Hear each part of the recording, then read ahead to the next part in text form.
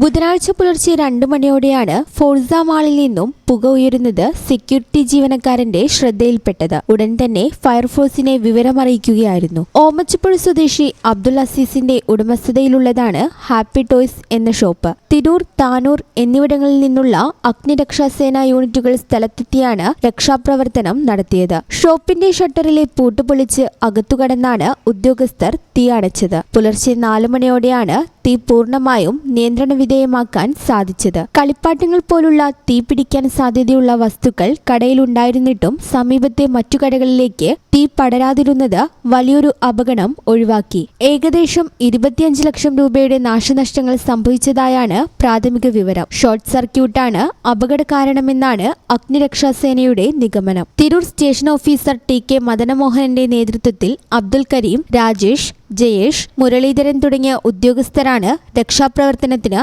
നേതൃത്വം നൽകിയത്. ഈ ചാനൽ ന്യൂസ്, തിരൂർ.